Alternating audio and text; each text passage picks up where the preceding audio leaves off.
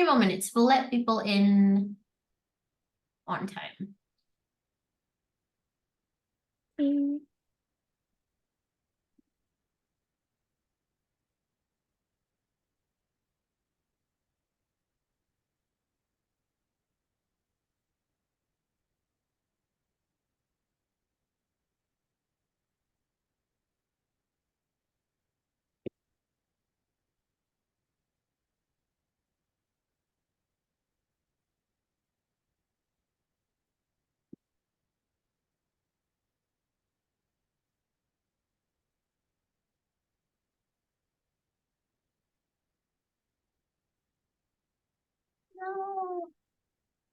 Ah.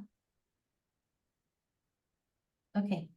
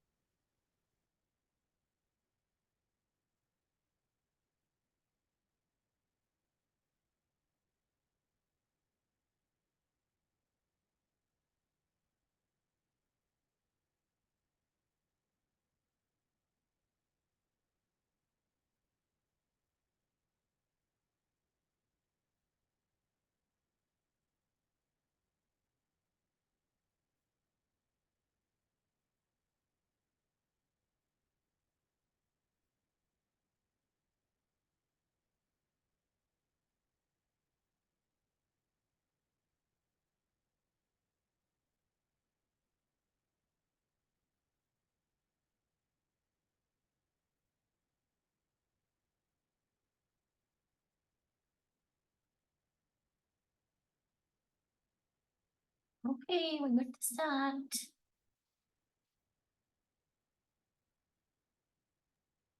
Okay. All the best. Thank you.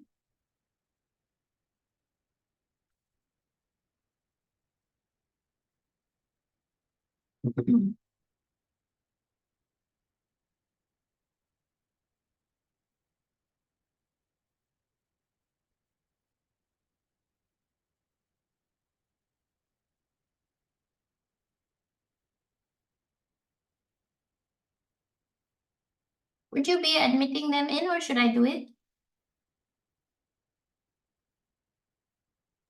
I can do it. Okay.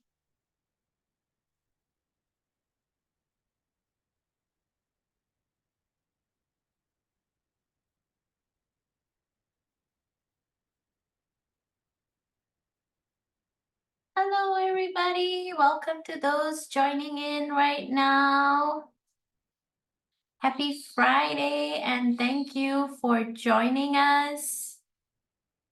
We're going to begin in about 2 minutes. We're going to let people stream in, get settled. So if you are just joining in, feel free to grab yourself maybe like a cup of water, maybe a cup of tea or coffee, maybe your favorite snack bowl next to you. If this session is going to be 1.5 hours long. We're going to begin in just a couple of minutes. To those who are streaming in now, we're going to wait for everyone to come in, get settled, and begin.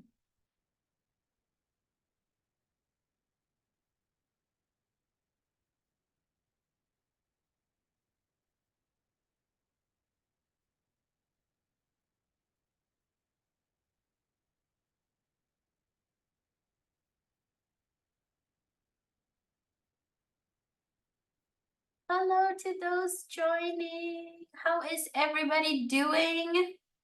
On a scale of thumbs up to thumbs down, how is your Friday going?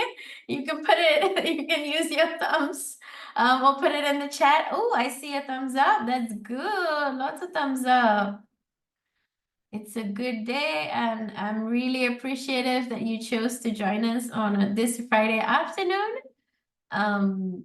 And I'll take some time to get to know you all as we begin. We're gonna start in maybe just another minute as we wait for people. We're gonna watch a movie later. That's so cool. What movie are you gonna watch today? I'm sure people have Friday evening plans. I'm not gonna end late later, so you can get to your plans. So it's a good day to be a Friday then. Awesome. The Alien one. Yeah, I'm not sure I know. I have not kept up with movies of late. I do know that maybe a Disney movie released. Was it a Disney? Yeah, I think it maybe was the Inside Out one. The Alien one. I gotta go check that out. I hope it's a good movie for you today. Okay, so we are going to begin. Thank you everybody for joining today. This session is going to be about content strategy and brand storytelling. So chances are you're either looking to learn something new, either for yourself, your side project or a hobby, or maybe your business, or maybe for the team that you're working with. I want to say a quick hello to everybody. My name is Anya and I work at Hatch. I'm the head at Hatch Media House. So we're a digital design and marketing agency, and we partner with companies small and big to help them amplify their digital presence and journey with them in their digital like overall expansion, I would say. I think these days we really can't escape digital. So we wanted to put this together as part of Go Digital ASEAN. This program brought to you by Hatch, the Asia Foundation, and Google Foundation to help you sort of pick up some things that you can apply in the context of what you are working on. So I'd love to get to know you all as well. Maybe each of you can take like a short phrase or something and put it in the chat and tell me like what would make this session helpful for you. What would be helpful for you to know what's on your mind. Maybe you're thinking, how do I maximize my social media? Or like, okay, maybe you're interested in how do you create like a content strategy that will help you maybe with leads. Get as specific as you can, keep it short. I'd love to get to know you, and this will help me tailor certain sections as we are moving forward so that I can customize and tell you how to apply things in your context. There's quite a lot of people in the room, so I'll be able to take different types of examples that everybody can see. So if you want to share a little bit, I'd love to get to know what that is that you're interested in, particularly around. Thank you. How do I create a content strategy for a bookstore that's on Telegram? Oh, that's a really interesting, like I guess a business or a movement content strategy. That's cool. Okay, I will keep that in mind. Thank you for sharing. If you want to answer follow-up questions, do you do transactions only on Telegram, or do you have like a link that you send them to? That will help me further, but good to know that it's Telegram. We might not be able to fully cover Telegram as a full platform, but if you have any questions, I'll leave like how you can contact us and me and the team later. If you have any follow-up questions, we'll be glad to help you. Job search, self-promotion as a writer, and climate activism. Good to know. Okay. Sometimes marketing isn't just about selling something. I think sometimes it's about sharing a message. So it could be about the type of impact that you'd like to make, or you could be like the type of change you'd like to see in the world. So we broadly categorize quite a lot of the messaging and the communication around like digital marketing. But I think there's quite a lot that we can do beyond like creating sales funnels. It's really about how can we help people be part of a movement or some messages. How to create useful content for mental health movement on TikTok and Insta Story. Super helpful. Okay. And occasionally have booths, but otherwise it's totally on Telegram. Okay. So all of you, quite a lot of unconventional things happening in the chat, and I absolutely love it. So we don't have to look or feel like a traditional business in these days, and take what I'm sharing today. Ask as many questions as you want in the chat that will make it more relevant to you. So the more you participate, the more you'll get out of this, because then I'll be able to shape, I have quite a lot of frameworks. I even have worksheets that you can access after this session for you to work through. So grab a piece of paper and grab a piece of pen or pencil that you can work through some of the things, because later I will give you some time to jot down as we are working through this session. And then you can share a little bit in the chat as well. So we want to make it as useful as possible, kind of like a mini lightning jam. You may not be able to finish the entire thing, but it will get your brain ticking and the ideas flowing. So that's when you can really ask the questions. You're able to synthesize right in this session. Okay, let's get started. So today's session, we're going to have 3 main parts. One is crafting your unique brand story. I think it's so lovely that right in the chat, you had so many interesting things that you're following and building. And sometimes there might be other people out there that are either similar that you might want to stand out and create a unique position for yourself, or there's so much, in general noise and things happening. There's so much busyness on all platforms that people are constantly bombarded with messages. So it's really about how can you create a unique brand story that will help you stand out and catch the attention of the people that you want to be connecting with as your audience. The second part is we're going to be creating a cohesive content strategy. Again, with content strategy, depending on the size of the team you have and the amount of resources, it doesn't have to be super big. As long as there is clarity and focus, you're going to be able to move towards executing it well. So a little bit of a mini plan.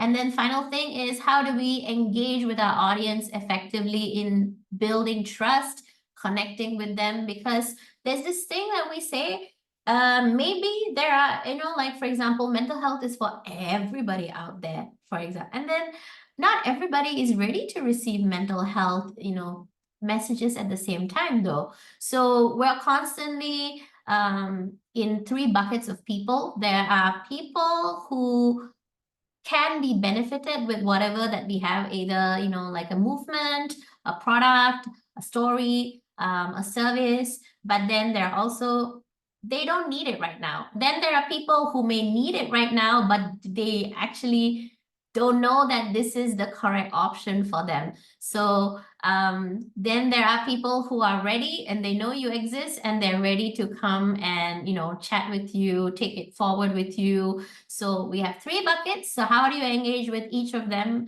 effectively? So we'll talk about that a little bit later. 3 parts. So the first part, really at the center of everything that we're going to do today, is our audience. As much as, building a business, building a movement, building something for yourself, we are at the center of it. Our idea is at the center of it. But when we go outward in connecting with the outside world, and here I call it marketing, it's always going to be some parts me, some parts the audience. So we want to center their experiences as well and connect them to ours. So we want to focus on understanding them and really like having insight into who they are, what their aspirations are, how we interact with them. Not all of us are in the space where we have a physical store where people come in and we can observe what's happening. So how do you do that in an online space effectively? So that's what we're going to explore. So audience really matters, because when you speak to everybody, you speak to nobody, and you really want to be contextualizing things and speaking from your unique point of view, your organization's unique point of view, your business's unique point of view.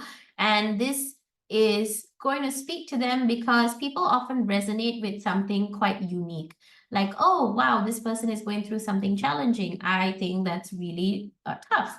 But then, for example, oh, this book is right up my alley and it's been on my list, so maybe I can be interested about it. Or maybe there's, very specific niche recommendations that you could be doing as part of what you are doing. So I think it's really about understanding what their pain points are, what makes content relevant for them, keeps them interested, and keeps them engaged.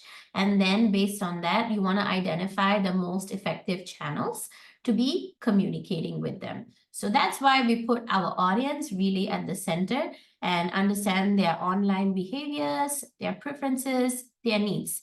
I might be calling it fancy things here, but it's likely also that you know about your audience or the people who are interested in what you're doing, but maybe we didn't label it. So trust the intuition that you have as part of this process. Trust what you know. And then occasionally, if you're like, okay, I'm not sure about this, I don't have clarity about this, I don't know about this, just take note. It's okay. This is like something that keeps developing, that keeps evolving, and you really know them. So trust in your own instincts and then do a little bit of research, and this will work out. And keep building that relationship with your audience so you can keep a pulse on how they're feeling, who they are, what they are engaged with, right? People evolve, they're not always stagnant. So the first thing that we're going to do is crafting audience personas. Any of you have heard of the term persona? You can put your hand up or you can put a thumbs up in the chat.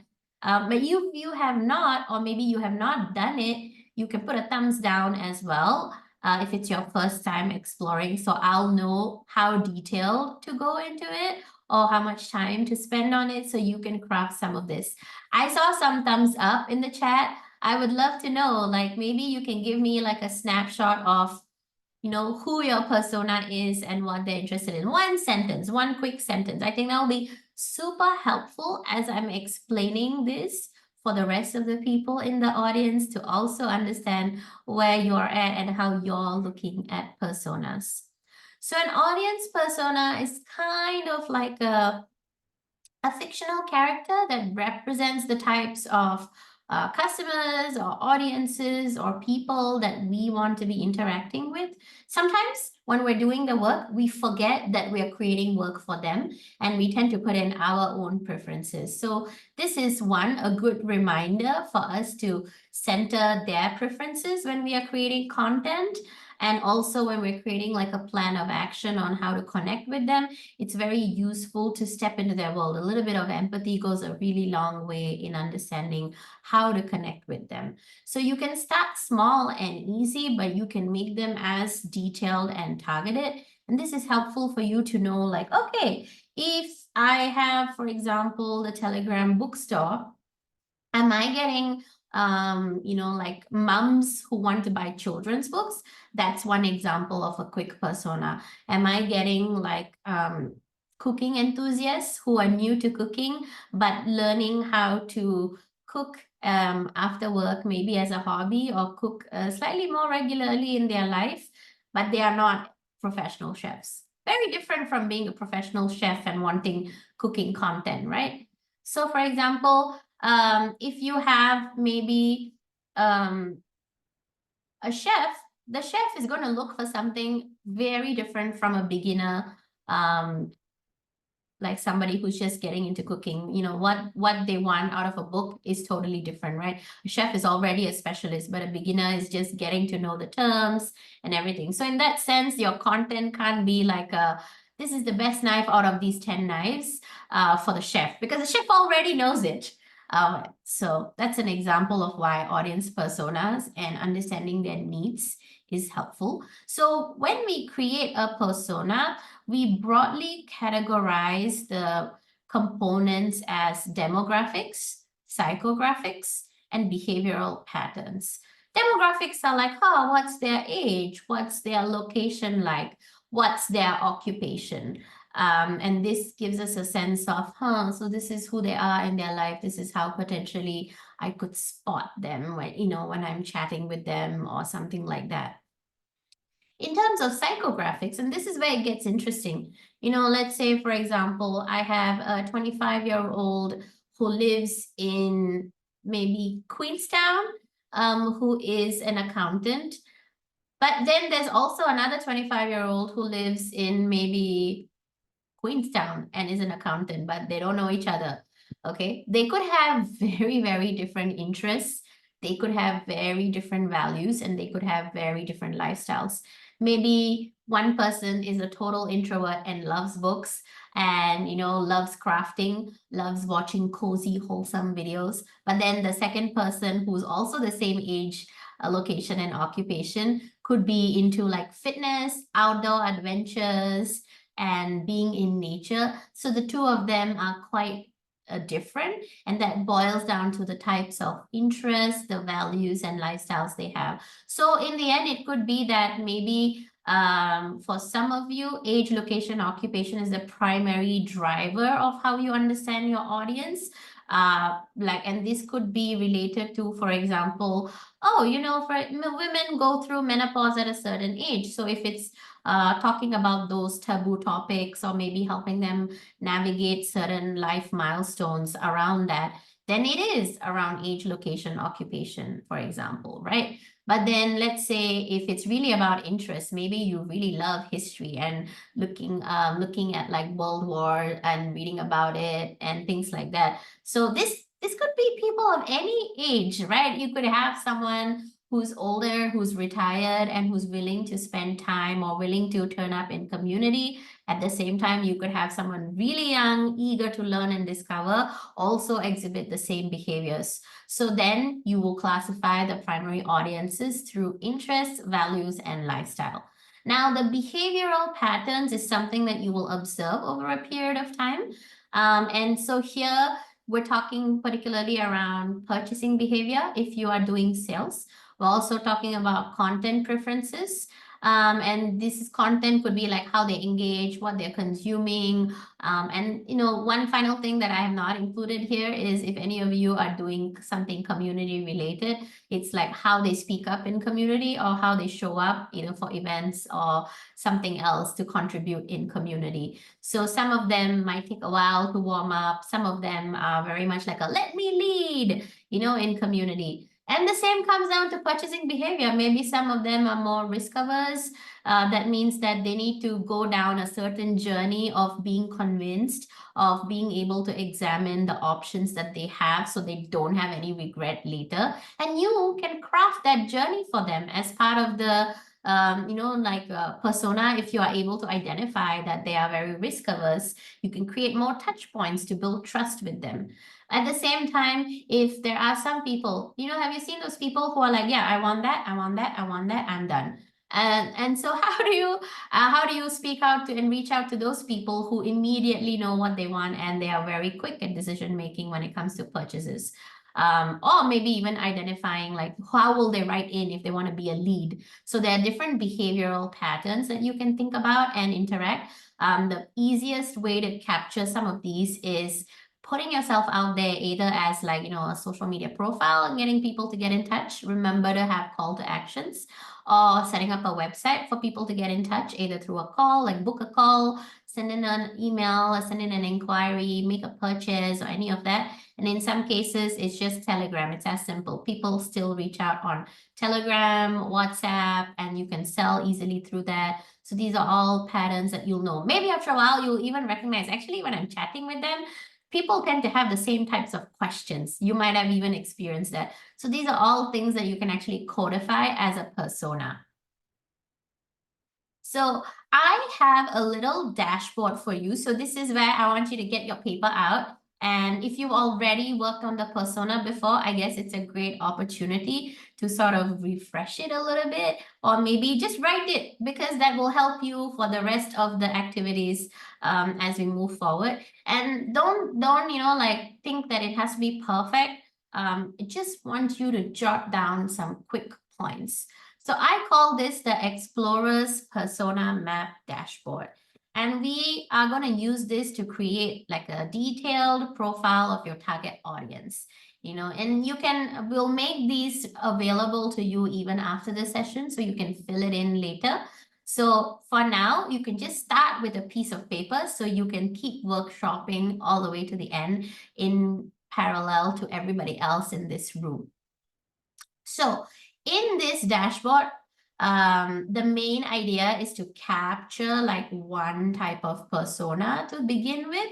It will be the center of all other, like dashboards I'm going to help you create it later. And this is what you will keep referring to. This is what everything else will be built on top of, because we want to center our audience. And then this is also a tool. For example, if you're getting somebody's help to work on some of the things, maybe you have a teammate, maybe you have a friend who's helping you, maybe you're getting a freelancer, so you can, like without having to like do a lot of back and forth, you can be like, here, this is what you need to know about the types of people who are going to engage with what I'm doing. Okay. So I'll take you through the boxes and then I'll show you an example of what it could look like when it's filled in. You don't have to fill in all of it. I just want you to do 2 boxes, which is the demographics and the goals and aspirations, or maybe pain points, just like a short phrase we'll do today. So first step is trying to capture, what I said. If you have the age range, if you have a gender, location, education, occupation, any of these would be super helpful. If you don't have, that's also okay. Think about what you're offering. Is it a community? Is it yourself as a service, or your work, or maybe your point of view of the world? For example, in self-promotion, maybe you have a philosophy, or maybe you have a topic that you're trying to connect with. For Josh, who talked about climate activism, maybe even. And then there's like, mental health movement. What is it? Who are you connecting with? Or who would you like to connect with? And this is where you can start putting it down. And then think about what their interests are, hobbies are, values are, lifestyles are. I think it's helpful to see what's happening in conjunction in their life, so we know how what we are offering fits into their life. Nobody lives in isolation, so this is super helpful to know like how we fit into the broader picture. And then you can talk about, actually, this is the pain point, or maybe these are the needs, or these are the challenges that we help them overcome or solve with what I have to offer. Maybe your words are very soothing as a writer, or maybe it gives them inspiration, or maybe it gives them something more functional, like knowledge about something very specific, if it's like nonfiction writing. Or maybe for the mental health movement, it's about creating a community so people feel listened to, or people feel heard. Or maybe it's about knowledge that you are sharing. Maybe if it's about books, it's really about making things, on a functional side, making books available for people when they're looking for it. But otherwise, it's about introducing them to different worlds that exist through the different authors that you may be having.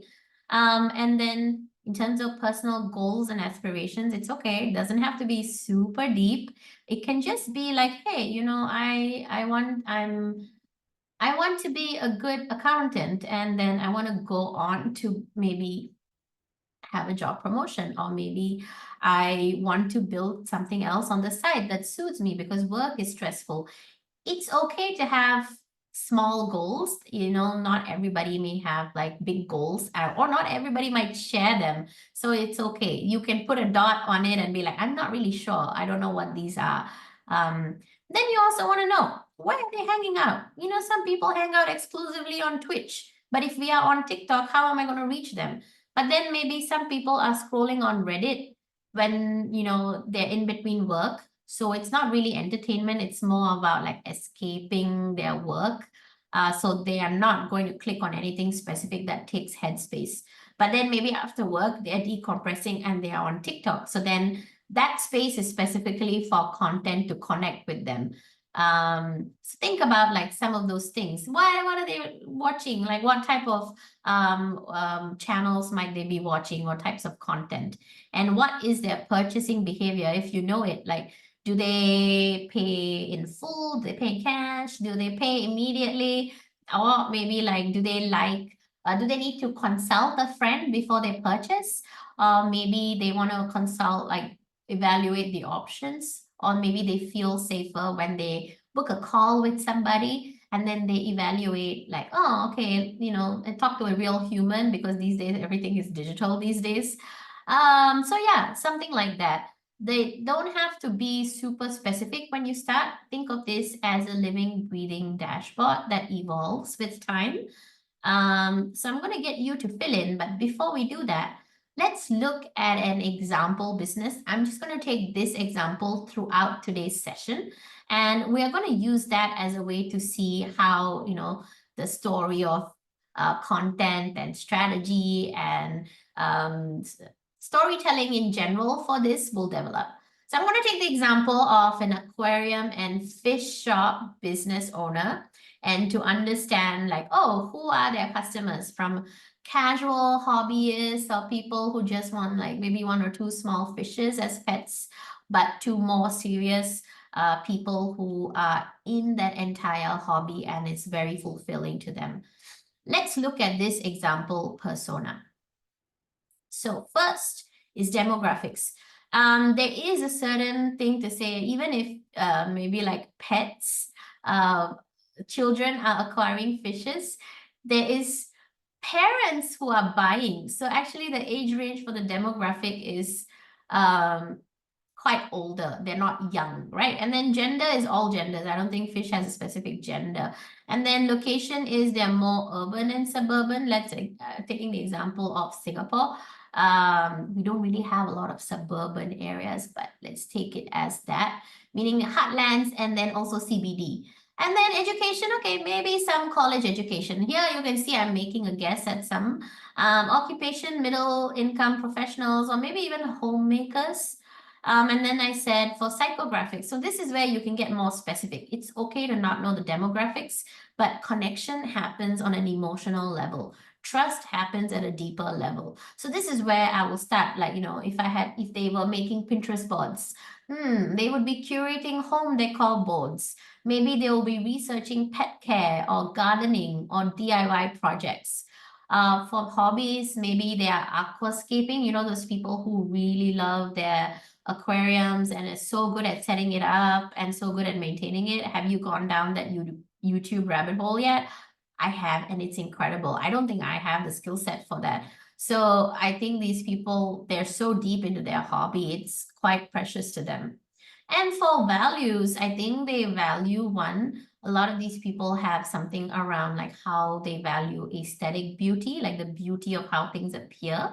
And also like it's very calm and soothing, so tranquility.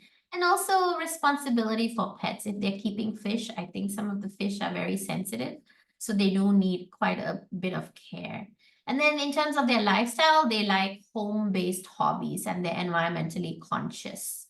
So challenges for them would be, actually, if someone is new, finding the right aquarium setup or maybe maintaining healthy aquarium environments would be challenges. Very specific to how or why they would come to the fish and aquarium shop in the first place. Then problems probably would be like overwhelming choice. There's so many things out there. And then there's also like a general lack of knowledge for those who are starting out about fish care, or maybe they start out with one fish and then they want to do more. So it's not immediately obvious how to go about doing that. So their needs are around easy to understand guidance on how to build these setups and acquire them, and have a reliable aquarium setup that can be around with them for a long period of time. So their personal goals relating to these, I'm sure I can write quite a lot of like different goals, but I'm trying to curate this around the particular pain points or what I have to offer so we can be more focused. So personal goals, it's very unconscious. People will usually not say out loud, oh, my goal is to create a beautiful home. Actually, some people will, but not everybody will. But we have a desire inside, and that's like a very unconscious desire, right? I want to do well at my job. I want to feel this way. I want to be seen this way.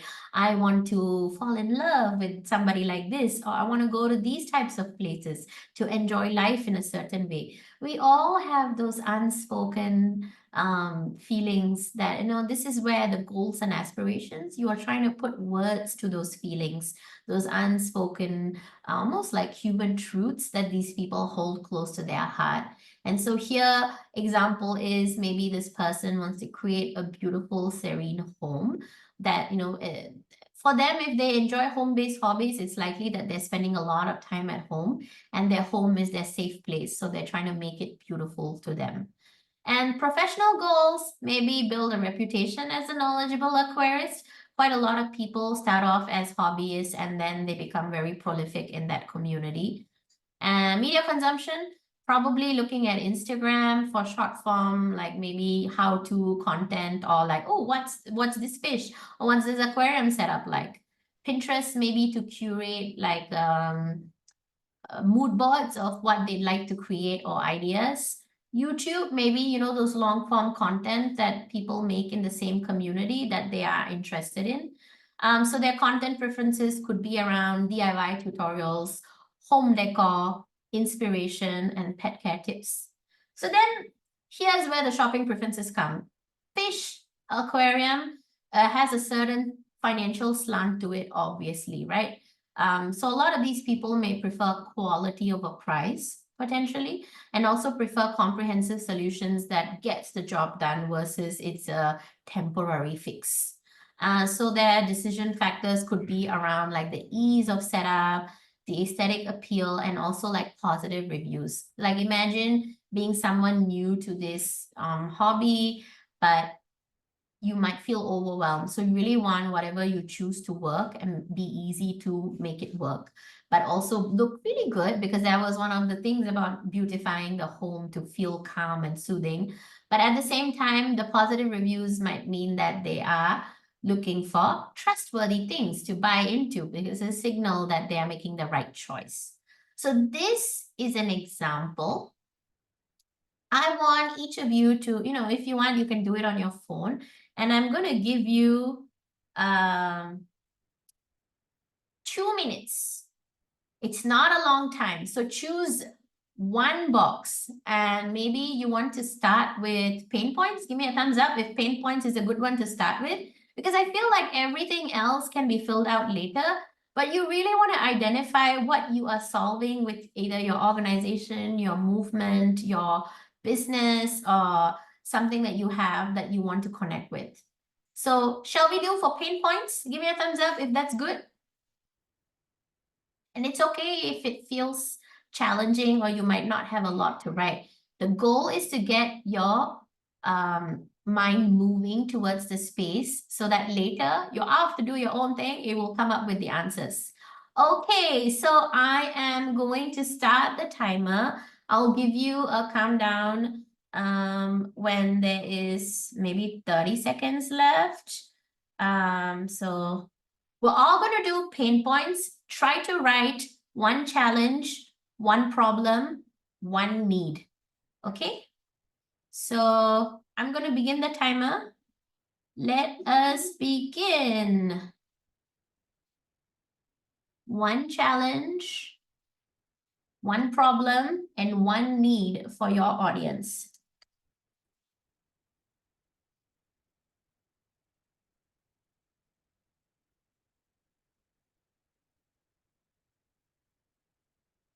If you've written it and you'd like to share in the chat, you're also welcome to share in the chat. But if you've written it, give me a thumbs up as well so I know you're done.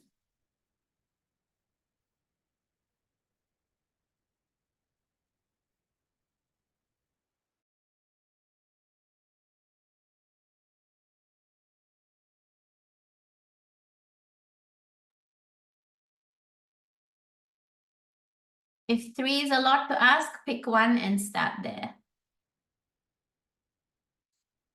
Quick, quick, quick. We have 1 minute left.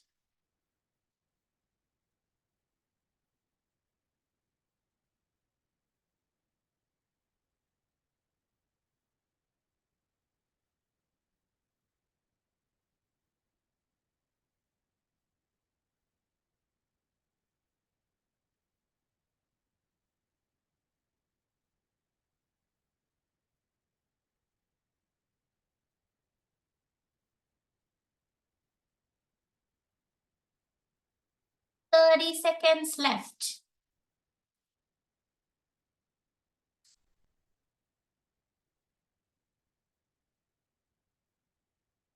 Twenty seconds. If you have, you know, maybe one challenge or one problem or one need, put it in the chat. 10 more seconds.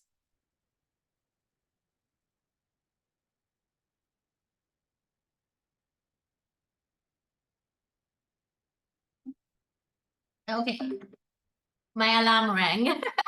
Okay, were you able to write one sentence or a couple of points? Anything that came to your mind? Give me a thumbs up if you were able to do it. Give me a thumbs down also if it was challenging. That's okay. You know, when we first start to formalize some of our thoughts around this, it can take a while, but it's worthwhile to work on this. How was your experience trying to think about this?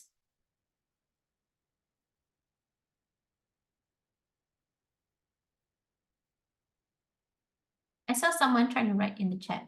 Challenge. Finding out what to do about the, I'm going to assume, climate crisis. Problem, difficulty acting together as a community. Need a community. Yeah, I think that's really nice. You can see how when you try to do challenge, problem, need together, it creates almost like a cohesive action plan for you mentally, right? Versus when I just write separate pain points, it might not really connect back to what is the core of how I want to offer. Well, now I'm not sure if you really want to offer a community, but that's something to think about for you, Josh. Or maybe it's like, how can you create content that allows them to come and be in community, even if it feels like you're generating traction in the comments or something like that, or maybe in a Telegram channel. So those are all valid forms of, like lower engaging community. Like community doesn't always have to be events. Allowing me to understand the customer better by going through their thoughts. Yeah. And this really sets the scene for how we think about storytelling, what's going to move them, to either to take an action or move them emotionally to connect, and then how to put the content where. So it's a little bit more strategic, and it can be fun and interesting to create content that, really resonates with people, right? Let's continue. If anybody else has more to share, put it in the chat and we'll look over it as we're going through it. And this is an additional thing that I add once I have my pain points and my, general audience persona. Some audience personas, people give them a name. So if you want to give a fictional character a name and that makes you feel more connected to them, you can. But otherwise, you can just keep it more general. So I added this extra dashboard is once you finish the audience persona, now I really want to know what's going to move them, what I'm going to offer. And sometimes this is straightforward for businesses because I say your service or product, right? But then if you have like a mental health movement, it might not be a straightforward product or service. So it's okay that your primary product or service is more like a, hey, I'm going to offer educational content. So it will become an education hub. So think of it as what you are doing, what will it be categorized or, find descriptions for that. You're probably going to repeat that. Are you going to organize like community events, or are you going to create like awareness for certain mental health topics? So those can all be under the like a mini abstract service. Yeah. So we want to put in like a core product or service, and this is where sometimes when we're starting out, especially with a smaller idea, we might be trying out a few different things. It's okay to add a couple of different things that we're trying out. But if you have very set products or services, then it's really about the clarity of thought. I've seen it where we think we know what we're doing, but then when we get people to write, everybody will have a different description, even though they might be on the same team. So it's really helpful for people to be aligned in black and white when we want to capture what it is that we want to share with them. So this is really all about capturing the value. So one side, we've done the audience. This is about you, what you have to offer. And so a lot of times I also see people, you write, for example, descriptions, I will see features. So feature is an example is maybe I have a pen. So I'll say, oh, it has a purple cap. It has a body that is hexagonal in shape. It has a fountain pen tip. That's a feature, right? But is that a benefit to the customer? It might not really be a benefit to the customer. And the reason why features don't work as well when you're trying to describe what you have to offer is that it's overwhelming. Whenever they see something, there's lots of different features that they're constantly trying to compare. It's kind of like the new phone comes out, and after a while, you're like, yeah, that other phone also has a high definition camera, but what's it going to do for me? Right? Maybe it's going to be easier for you to save your photos to your cloud storage. Or maybe it's going to be easier for you to do a hand movement and take a photo. Or maybe the benefit is really that the phone is now slimmer and fits in your pockets rather than the fact that it's slimmer, right? So think about what is it? How can you talk about the feature of what you do as a benefit to the customer or or your audience persona? So maybe it's not always customers, right?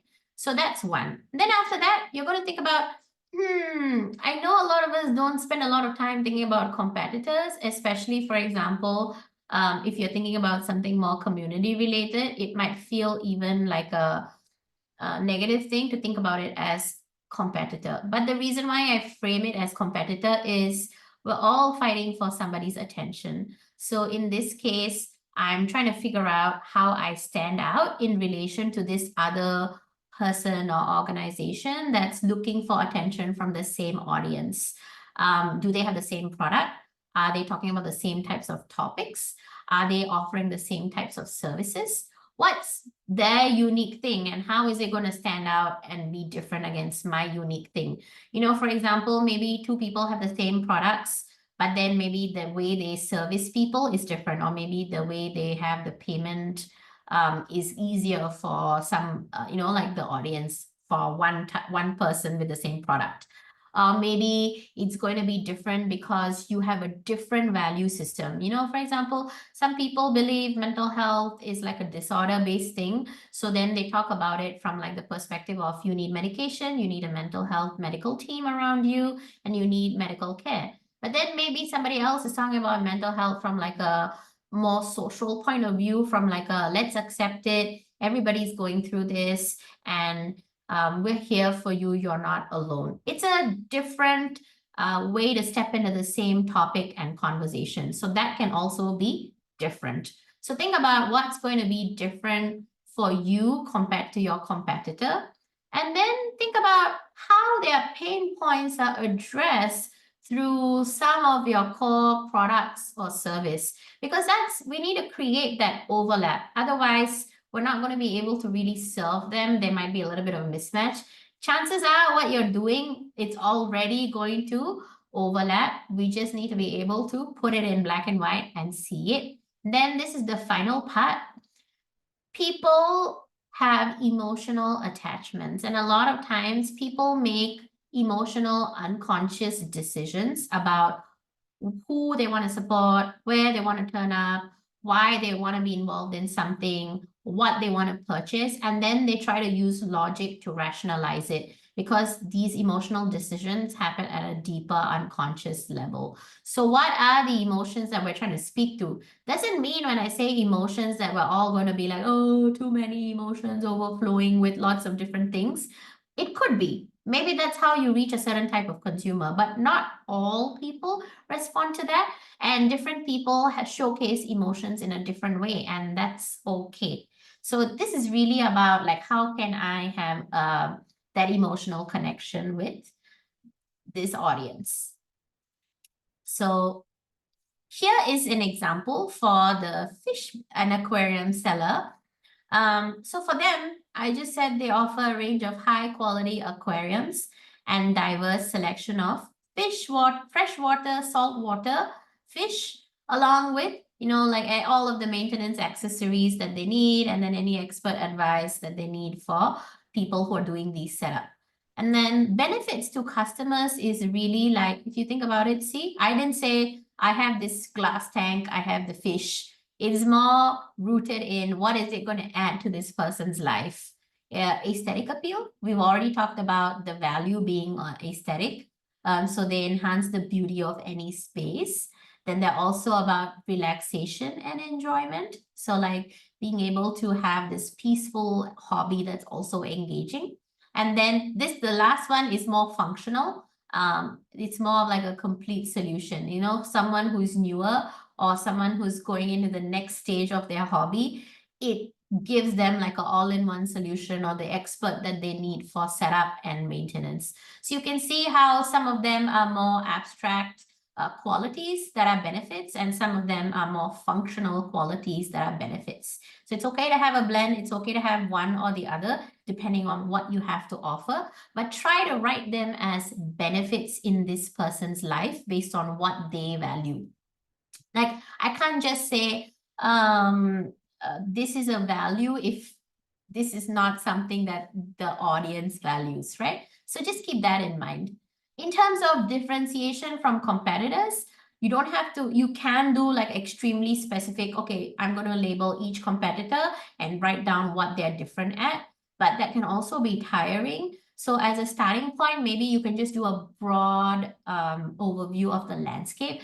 Think about like, okay, for this business, the fish and aquarium business, they have expert knowledge. So whenever someone is stuck about any type of fish care, tank setup, or maintenance, they will be able to have the knowledge and the guidance. And they also have customization options because they sell quite a lot of different selection of the fish as well as maintenance accessories. People are able to go and customize different things based on what they like for their space and for their setup. Then the final thing I wrote is quality and variety, meaning like it's high quality equipment and has a wide variety of fish species.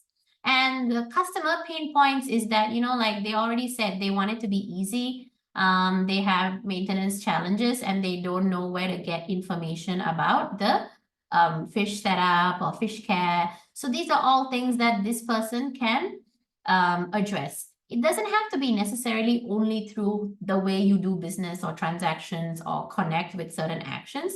So these all can be around how you incorporate that into your content. So that's where you start getting these ideas already around, okay, these are the core things that is really valuable for my audience. And this is how it's going to appeal to them. Finally, emotional appeal is there's a sense of achievement for those who finish creating this thing and have it, you know, set up in their homes.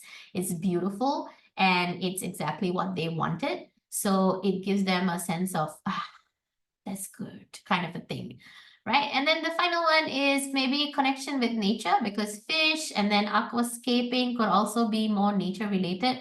So it's really about bringing the serenity and the quality of life into customers' homes. So you can see how I didn't actually put like emotional labels here, but you can if you wanted to.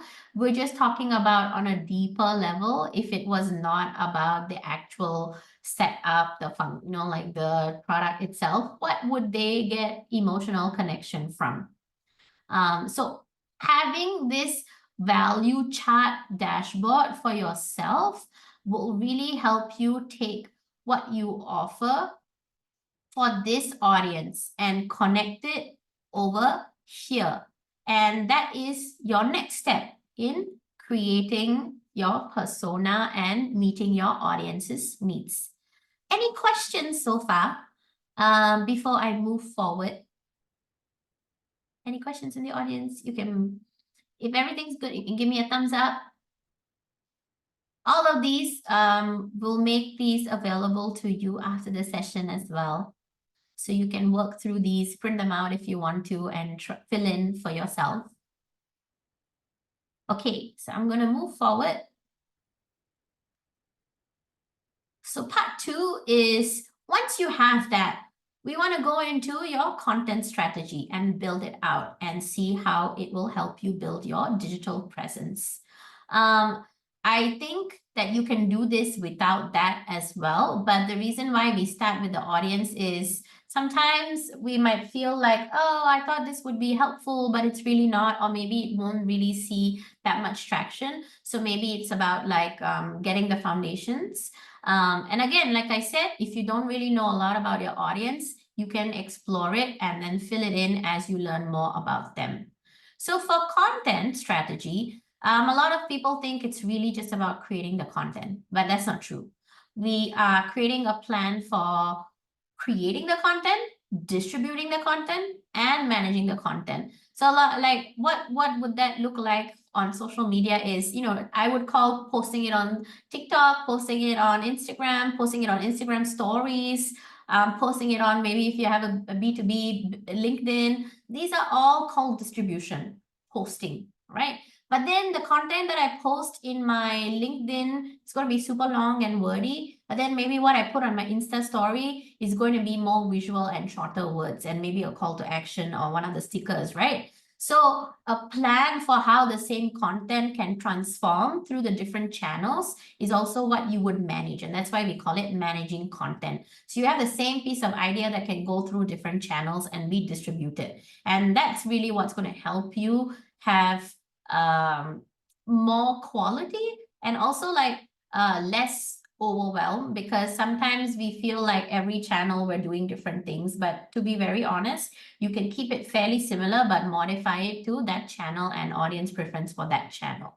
And the final tool for this one is also aligning your business goals and your audience needs, which is what we did in part 1, and bringing it here to ensure that there's relevance in the messaging and have that consistently be true in all of your content. Like you can't just shift your content suddenly and then people will be like, that's not what I signed up for, type of thing, right? And then you will instantly unfollow. So that can alienate some of the people. So when you are thinking of a content strategy, slightly more technical, don't worry, these are all things you already know, but I'm just putting labels to it. Is you have content goals and objectives.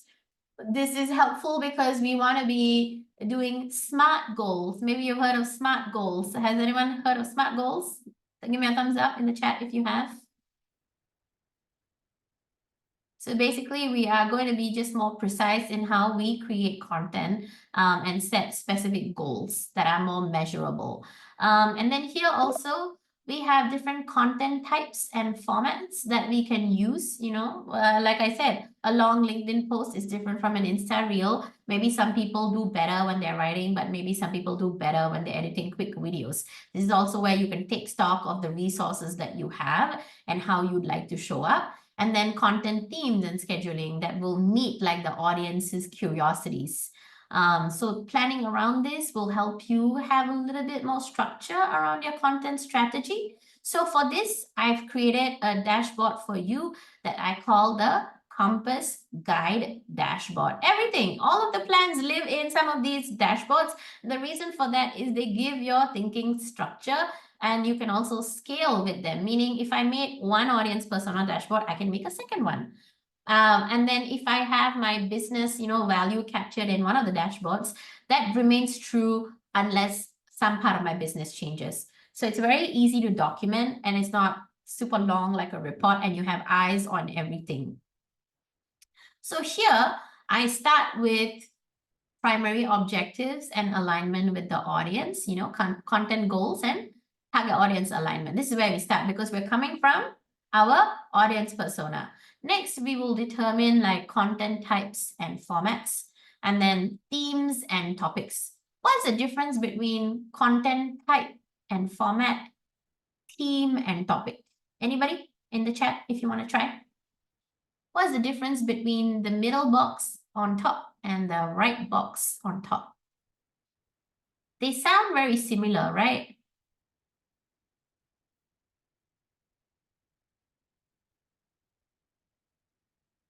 If you want to try, you can put it in the chat. Type and format is the medium, theme and topic is the message. That's right. So type and format is like, oh, am I going to do like blogs? Am I going to do videos? Am I going to do social media posts? Like what format am I going to take? What is the medium? Like, what social channel and platform and things like that, right? And then you can take the same message and you put them in different types of content and formats. So they're a little different. So you can take the message that you want to share. So maybe it could be around how to begin talking about your mental health with your loved ones. Maybe that's a theme or a topic. Maybe one of the things is how to set New Year's resolution when depression is hanging in the air for us. Is very challenging to talk about it, right? But then if nobody talks about it, who talks about it, right? So this could be a very interesting piece of content or theme to talk about. So that's where you will start thinking about, what is it that my audience would read or resonate with based on what I learned and planned in the previous audience persona. Then you're going to say, okay, is it a video? Is it a short piece of content? Is it long? Where can I put it? What channels? Is it going to be in my email? Is it going to be like, do I have a website? Can I put it for SEO? Can I maybe write on LinkedIn as a newsletter? Am I going to put it on different social platforms? Is it going to be like Threads or Twitter, like short threads? Or is it going to be more like a carousel, or do I need to make a graphic? So these are more of like the operational questions that we might have. Once I have the good message, how will it be put out? And it's very helpful to think about it in separate things, because a lot of times we often feel overwhelmed and like, I'm going to make an Insta post. I need to make an Insta post. And then in my brain, I might not have thought about what is the message I want to share. I'm just focused on, I need to make an Insta post, right? But here, I'm going to do the pre-thinking of, these are the things I can already talk about. It's very different if I think about, I need to make an Instagram post about how to set New Year's resolution if I'm experiencing depression.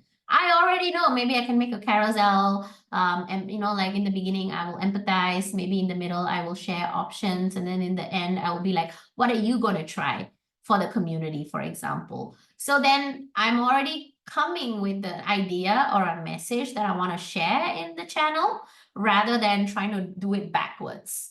Then once you have a content calendar, make it super easy. If you are a solo creator or a small team, don't try to stretch yourself thin and pick too many channels. Pick one or two and do them really, really, really well. And don't try to feel like you have to be like, I must do one post every day. Do it in a sustainable pace, but also know that these platforms do want you to create content more frequently. So maybe like you can start off with 2 times a week or 3 times a week, or maybe even 1 time a week if you're doing something super high quality, and posting consistently every week. That will make a big difference. And then finally, you want to think about, how am I going to measure if this is working or not? How will I know? How will I know if this is going to work or not? What will I look at? And how will I adjust if things are not going to work? So this is sort of like a plan of action when you think about your content strategy. But before we go into it, just because I have the topic and the theme, I might not yet be ready to create content. So that's where storytelling comes in. It's really not about like selling products or services that come automatically. Like Apple doesn't sell an iPhone, it sells the dream of something else, right? It's like, you get this in your pocket and it's a piece of technology luxury that everybody else has. It's FOMO if you don't have it, so you better have it. I don't know. It used to be like that at some point. So think about, what is a story that feels compelling and will connect emotionally with your audience. That will make your brand, whether it's a personal brand or like an organizational brand, more memorable and relatable, because people are really like, in that sense, we've been telling stories since the start of time, right? All of the primal cave folks were writing and sharing stories on the cave walls about hunting, or maybe some form of knowledge that they wanted to pass through. So our brains are, in that sense, primed to receive information in the form of stories. But we don't have to do like the extremely big, extremely loud, extremely dramatic type of stories. Even small ones can make a big difference. So this is why I would like to introduce you to this dashboard and this way of thinking of how do you turn what you are offering as an individual or as a movement or as a brand or an organization. How do you have some form of storytelling when you have repeatable messages that you can weave into your content? So this is where we'll put in a little bit of like the brand's core message in the start. Say, what's the central idea that you want to convey? And it doesn't have to be anything super big. I'll show you the example for the fish and aquarium business. Sorry, here. The message is really the serenity and the beauty of aquatic life into every home, right? It's very simple. You can also imagine this working for the fish and aquarium business. You can imagine the products here. You can also imagine this entering people's lives as audiences. And the main character is the founder. I decided to name him John, and he has very diverse customers who are ranging from beginners to experienced. And then John is their guide. He's welcoming them into the aquarium world, and customers reflect on the varied experiences and also celebrate their success with him.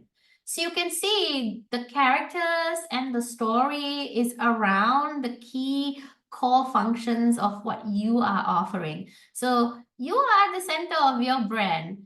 Your organization is the center. So build a mini story of what's happening, this mini world of yours. Make it feel like people are entering a mini world. So every time they see a post from you, it does feel like they are connected to you.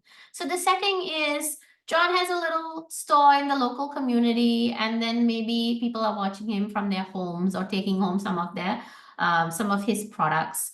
And the details are that maybe it's a place where the hobby aquarists really feel understood and supported and really feel like they can take their time to learn about this thing, which is kind of new, kind of challenging in an exciting way. And the plot and the conflict is that we bring the challenges in. We already know what the customer challenges are. So maybe John also experienced that at some time. So especially if you're a solo founder or a creator or a small group, think about what challenges you personally faced. That will be the center of what you get to share with your audience as well, because they will resonate. And maybe at some point, John struggled to find quality aquarium supplies and reliable information. He was a hobbyist himself, and then eventually he decided he wanted to set his store up to make it easier for people in the community to get all of this information and get access to all of these supplies. And then the outcome for that is that there's a thriving community of people who get to share the joy of having successfully navigated some of these challenges because of John's help. So there's a release in that little bit of tension. And then the moral is that without the right support and resources, people can't do this. So John is that key person stepping in this community to help them create something beautiful and something that thrives in their homes. So the emotional appeal really is that they feel inspiration from John's journey. There's joy and there's pride from customers who also enjoy like maintaining their aquariums at home. So in that sense, you can actually take what you do and build sort of this, mini story. So each time you're creating a post, you remember, actually, this is how I'm going to connect with them. This is the through line to all of your messages. So people feel connected and they don't feel like random pieces of information that's just content that's out there. There's a difference between, like putting together pieces of information as content and putting it out versus piecing together your own unique organizational or personal experience as the lens to receive the content. So we want you to do the second one where you help them synthesize it from the lens of your perspective when you share it. And to also share what, the content compass guide dashboard can look like for the aquarium business. It's very simple. Try not to make it too complicated. Start small and if it's okay that, some things change over a period of time. And when you first start, maybe there's a lot of objectives that you want to choose. So here in John's case, it's increasing brand awareness, drive sales, educate customers about aquarium maintenance. And it's likely that most of us have something around increasing brand awareness and drive sales, or at least drive some form of lead conversion or signups or something like that, right?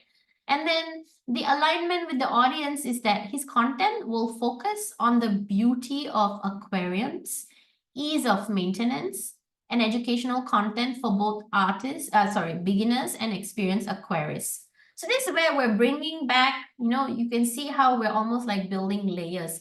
We've laid the first foundation, then we created like the values and how the business or the organization can connect with the audience. And then on top of that, we are creating content to align with these two. And then on top of that, we have a storytelling that all of the content will keep referring to as the lens with which we will view it. In terms of content types or formats, there's lots of options, right? So you can do blog posts. And here, John has identified blog posts are great for care guides and tips. Then he'll do video tutorials for setup maintenance. And then he'll do social media posts, maybe around customer showcases and fish facts. And then the format, he's like, okay, if I actually step back and I see what the blog post is doing, it's essentially an informative article. It's a step-by-step video, and they're engaging and visually appealing, especially because we know that aesthetic is very important to this audience. The themes are around aquarium design inspiration. So maybe like there's different types of aquarium design. He'll do fish health and care, DIY maintenance tips. And so topics example could be like, oh, top 5 low maintenance fish for beginners, or aquarium setup in 10 easy steps, weekly aquarium maintenance checklist. You can see how these are all super informative and helpful for people. And then he's decided that because these are the formats and the topics, he will choose Instagram and Facebook for visual content, YouTube for tutorials, and a blog for in-depth articles. So you can see how they all are talking about the same thing, but structuring it so that they interconnect with each other and they are not all like different, feet walking in different directions. So the reason is he's thinking that he's gonna there's more aesthetics and visual things involved for Instagram, Facebook, and YouTube. People tend to watch longer format videos. And then the blog is for searchable, detailed content, because people tend to search, how do I do this? How do I do that? So then he wants to reach people through that. For him, he's decided that he's going to do weekly blog posts and bi-weekly video tutorials and daily social media updates. But if you are too overwhelmed, start with one thing. Don't pick 3 channels. Pick one as a start and do it successfully, do it repeatable, and maintain that rhythm for 2 to 3 months and see how your channel or platform transforms. For special campaigns, he's thinking he'll do monthly customer spotlight, seasonal aquarium design contest, so likely related to your own topic and your own field. They will have like special dates that you need to think of. For example, if there's like a pet business, maybe they want to do like International Cat Day, International Dog Day, and things like that. Finally, measurement and adjustment is more like, okay, I'm going to look at engagement rates, website traffic, video view count, and sales linked to content. Because sometimes we tend to put it out and we'll just link it back to why is nobody liking it. But that's not enough, right? We're thinking about what is going to really move the business or what we are working on forward. So you need to decide what's going to indicate success to you. And what is that's going to help you? Like success isn't just liking, getting likes and shares on social media. Is that actually converting to sales, or is that actually converting to people signing up for something? If that's your end goal, is it happening? If it's not, how can I tweak it until it reaches there? So here, adjustments is refining the topics based on audience feedback and explore new content formats or posting frequency based on anything that he finds along the way. So if this is an initial plan, he can keep going back and tweaking, either removing and adjusting things or adding topics and themes based on what he's learning about the audience. Any questions about this or the storytelling? If everything good, give me a thumbs up. It can be quite dense, so I will take it that you can do this across either like a week or a month. But the initial starting, I would recommend do the first 2 dashboards to kickstart, and all of the rest you can do it and then grow it accordingly. If you have no questions, I will move forward. So we're arriving at part 3, and this is really about how to engage and expand our reach. Is really around like, oh, how do I pick my channel? What channel is right for me? Should I be doing this on social media? How do I measure the metrics? And don't feel too overwhelmed. You can take it one step at a time. So really looking at the social media engagement or audience engagement, in the digital space, you know, like if I had a physical shop, I can see who comes in or who's looking in through the door or the window, who's engaging with what and how long are they spending, right? If I'm the shopkeeper or someone maintaining the shop. But we don't have that space digitally. And that's why we look at some of these audience engagement metrics to understand what is catching their interest, what's getting them close to taking the action that we want them to take, and how can I incorporate that and learn and improve and, you know, change, shape shift the content until it clearly, like, you know, from idea to getting people to take that action is happening, whether it's engaging or commenting or turning up or purchasing or going to the website, whatever it is that your goals are. So audience engagement is really about creating like that loop where you have visibility in what they are doing and engaging with, but also having a conversation with them so you can learn from them and apply it back into what you are doing for your content.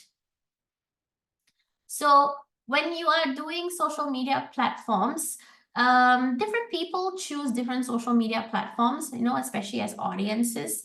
Not all of us are on the same platform. Maybe a certain segment of your audience is more active on one platform, or maybe a certain section of your audience is going to passively engage in one platform, but more actively click through on another platform. So this is where it's helpful to match all of that and just don't have to dwell too long on this, but choose the platforms where one, your message resonates best, and two, your audience exists on that platform. So example is if I'm trying to sell maybe like a wellness care package for older folks, you know, do you think I should go on Twitch? Will I find my audience on Twitch in Singapore? Maybe some, but if I might not, you know, if I put in a lot of effort into streaming and stuff, I might actually not work out because my audience may be on Facebook, or maybe they are in Facebook groups or WhatsApp groups. So I need to figure out how to reach my audience. Where are they hanging out and how can I make my way there? So when you are choosing the right channel for your content, also take in mind that it's not just about posting from your own channel, but it's about how can you put your content in front of the people where they're hanging out at. And sometimes, like I said, it might be in some insider channels, right? Maybe you need the right sort of partnerships or collaborations for your content to be amplified. Either as like oh, let's do a collab and let me cross post over on your channel. Or maybe it's kind of like hey, can I post in your Telegram channel? Will you feature me? Maybe you want to get featured on the radio, or maybe in the same way, maybe you're on a podcast. So things like that. So think about who all is around in the ecosystem for you and how they can help amplify your post apart from just you posting. And this is going to be super smart, especially if you are overwhelmed by posting frequency. So maybe you want to do a more sustainable pace on your own channels and then try to leverage partnerships in your other content. You can even take the same piece of content and say, hey, is this something that's relevant for your audience? Here's how we can engage. So think about broader than more than just you. A lot of people forget that you can do those as well. You can take a quick screenshot, but you don't have to. We're going to send the slides and make it available later. But this is just like a quick, super quick overview on the different marketing channels and content types. So this will really help you figure out, okay, if my business objective is this, where should I be on this channel? And I think there might be some ignored channels. For example, I frequently hear people doing TikTok, Instagram Reels and Shorts, but not enough people doing SEO or email marketing. So email marketing, by the way, is just like a WhatsApp, like when you're selling on WhatsApp or Telegram, or when you're messaging people, it's kind of very direct. You get to talk to the customer, but digitally. So it's very helpful to build your email list. So I would highly recommend that if you are keen on having an audience that you can send updates to, that they will definitely look at, especially if it resonates with them. And then you can pick your channel based on what really works. One is your audience hanging out, because you've already done the persona. You can compare against it, and then also see what resources do I have, how much effort do I want to put in, and then what is my business goal in this season, in the next 3 months. What do I want? What can I start with? How can I engage? If you are in a season where you want to do more storytelling, maybe you want to choose long form content. But maybe if the vibe for your content is very like high paced, high energy, maybe doing shorter content is helpful. So you can decide. Ultimately, it's your choice. Don't feel overwhelmed. Like I said, pick 1 or 2 to start with and then move through them. Okay. So once you have that, you can plan all of them and execute your strategy. And again, a lot of times we might not actually put it on the calendar, but it's super helpful to see it in black and white so you can keep working towards it. Or maybe even like getting somebody's help when they see it in black and white. There's no questions around, oh, what's the confusion here? I don't know. Some people tend to ask a lot of questions. This is helpful to communicate to a team or somebody else that you are working with. So we want to choose which platform, and notice how I said prioritization. So list from most important to the least important, and write like what are you going to do on that platform for each of the platforms that you name. So if you start with one, just stick to one and you can start from there. And then talk about how you're going to engage with the audience on these platforms. So we really want to engage with the audience. Don't forget that it's not just like a post and go. We need to engage regardless of what the platform is. And then there are a couple of like growth strategies that you can think about if it's working for you. Like how I said, it's beyond just like your own platform. Think about how you can partner with somebody and be visible in that way. And then the final 2 are similar to what we did in the earlier one, which is basically looking at performance and adjustment based on that. So when you start posting, that's when, so this is a plan for before you post, right? This is like, yeah, I already know how frequently I'm going to post. And this is just like, very specific to each channel. Like, I'm going to go to Instagram, post 3 reels today, and then like 3 reels, I don't know, something like that. Or find channels that are doing this hashtag and then engage with their content. So you can do something like that. And then once you start posting, the very, very, very, very last piece in this is tracking your engagement. Don't have to fill this in until you do like a few weeks, days, maybe a month or 2 of your content. And here you're just, instead of crunching numbers on Excel or something like that, you're just going to capture high level things like, oh, what was this platform like? You don't want to keep posting, hoping things work. You want to set like a milestone in your pathway so you can readjust your course and take action differently based on what's working. Do more of that. If it's not working, how can we change? Right? So you can identify your top performing content. If you've been DMing people, or maybe people are commenting or engaging, what are some common themes that come up in how they engage, right? Are they asking the same questions? Do they have the same like, oh, how do I do this type of question? Or maybe they are all loving something very particular that you shared, or maybe a way of thinking. This is an opportunity to just take stock. And then, think of any other engagement trends and patterns. Don't confuse this with platform patterns or trends. Like TikTok, there's a trend and then maybe people will engage with that. No, we're not talking about that. Maybe this is like, oh, people are really active at night because maybe they finish work. Or maybe it's kind of like people are very active when I actively call up for people to engage in the comments. Maybe you're noticing some trends or patterns. And then based on all of this, just think a little bit around how you might improve, if any. Sometimes there's not any, but likely that there might be something that you want to do less of or more of. And then based on that, set new goals, like what is going to update. Very simple. This is the very tail end of the entire strategy process, because strategy is always ongoing with execution. So in the fish and aquarium business, they are going to prioritize Instagram and Facebook, and then finally YouTube. So here you can see how this person is going, okay, I'm going to do Instagram high quality images of aquarium setups. So then they know, okay, every time I have an aquarium that I build or a customer builds or something that I find, I'm going to put it on my Instagram. And maybe like rare fish, customer features. Facebook is more like, okay, this is what I'm doing for my fish care. Maybe some community discussions on how to and how it's going, and community stories around that. Then YouTube is really like detailed tutorials, maintenance, and fish care.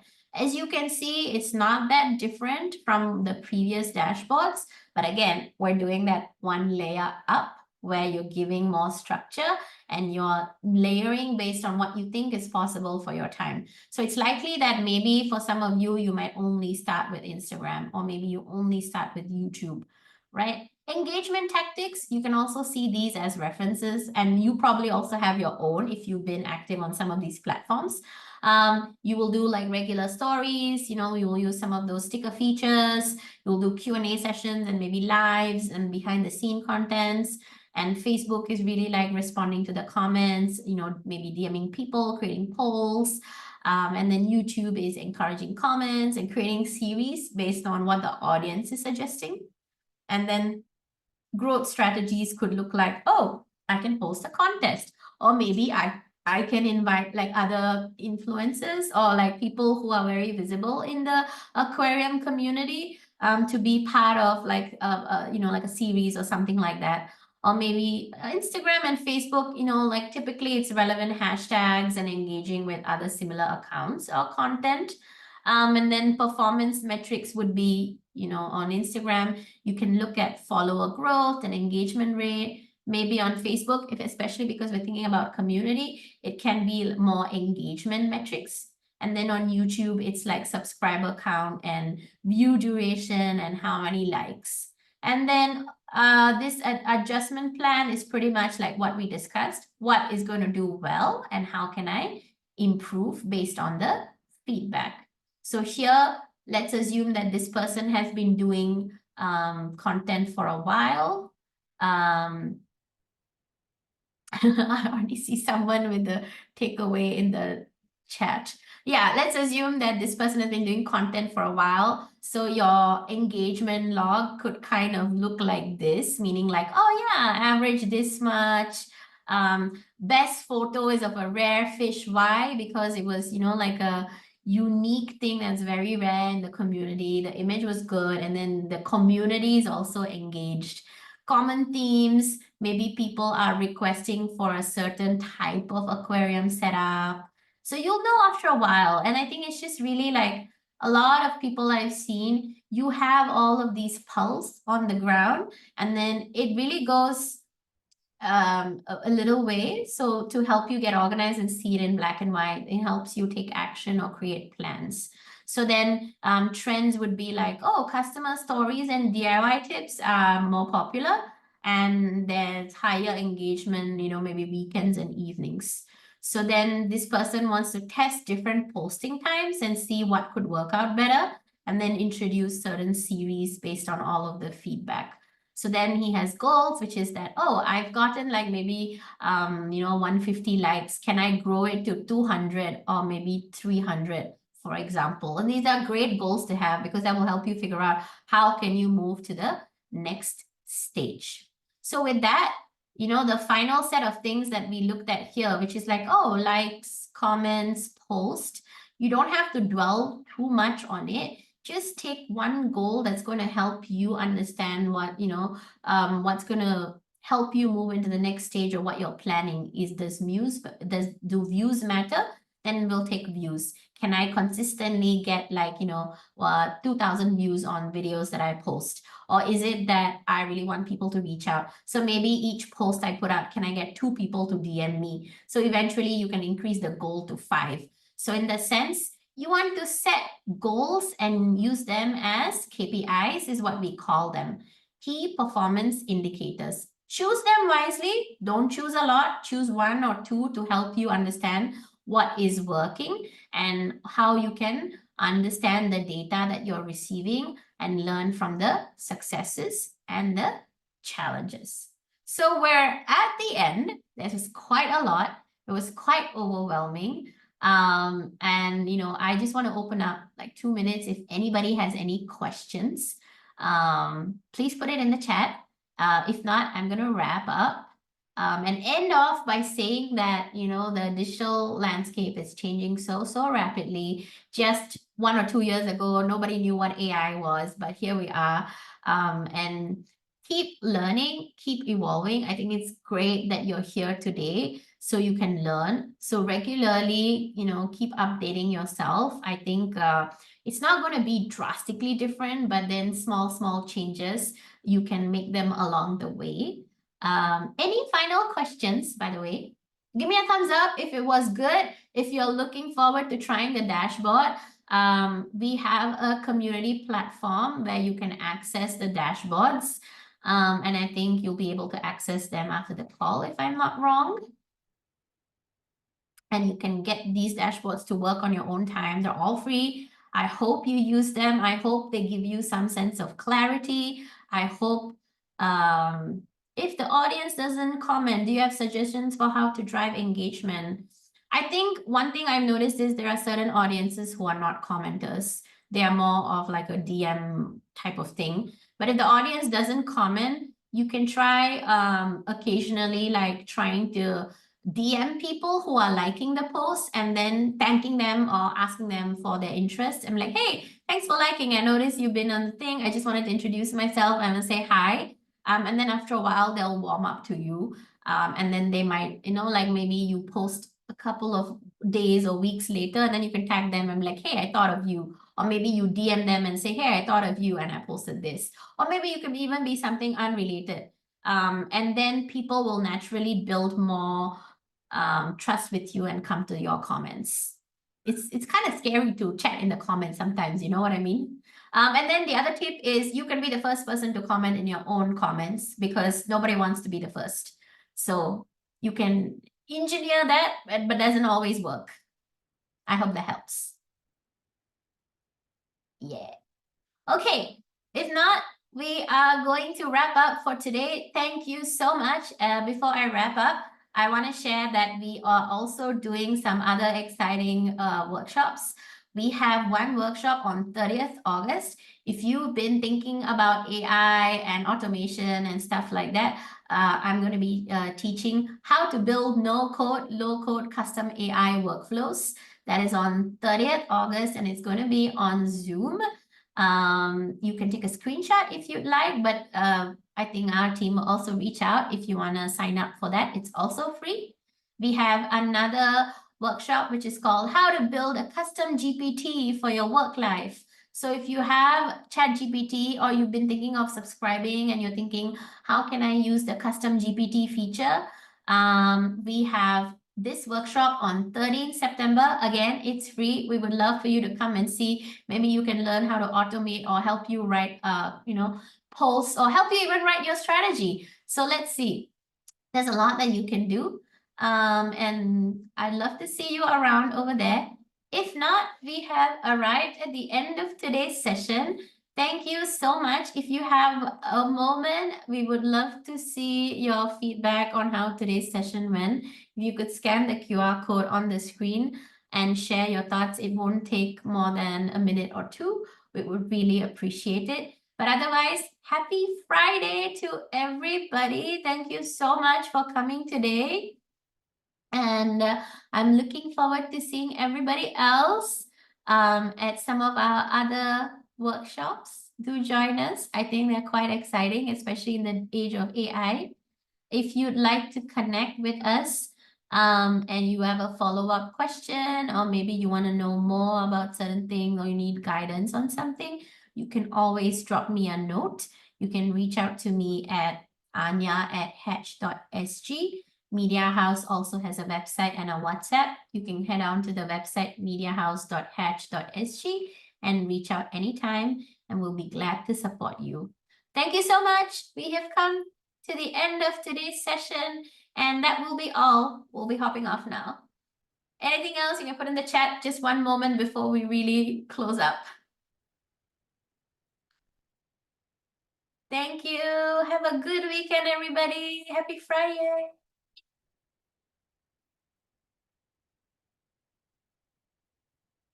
Bye.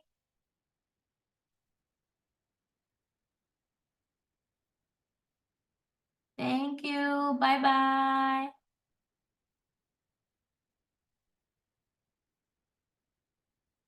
Thank you so much.